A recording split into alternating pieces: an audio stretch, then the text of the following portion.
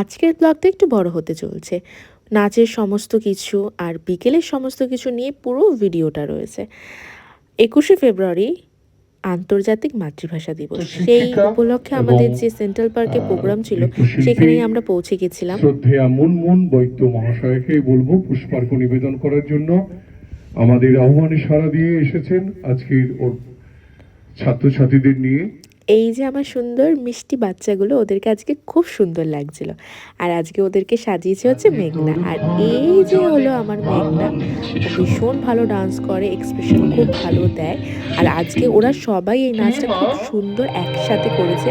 আমাকে তো প্রোগ্রাম শেষে সবাই বলছিল যে নাচ খুব ভালো হয়েছে। আর এই যে আমার ম্যাডাম, ও তো আরো সুন্দর নাচ করেছে। নাচ ভালো যাই হোক, আজকে সব মিলিয়ে প্রোগ্রামটা অনেক ভালো হয়েছে। তো তারপর কথা বলেছিল, সেটা আজকেই সন্ধ্যে ৬টা থেকে শুরু হতো।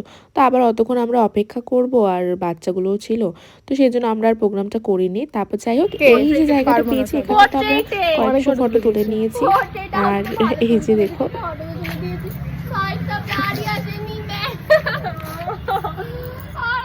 কয়েকশো ফটো তুলে দেওয়ার পরও এরকমই রিয়াকশানটা থাকে। যাই হোক, তারপর আমরা চা খেয়ে নিলাম। চা খেতে খেতে ভালো, শুধু তো চা খেলে হবে না, তার সাথে আমরা একটু হালকা পকোড়াও খেয়ে নিলাম। তারপর সুন্দর রোল খেয়ে আমরা বাড়ির উদ্দেশ্যে রওনা দিলাম। তারপর আবার ম্যাডামের ইচ্ছে হলো যে ম্যাডাম একটু আইসক্রিম খাবে, তো আইসক্রিম নিয়ে এদিকে মায়েদের জন্য খাবার নিয়ে আজকের মতো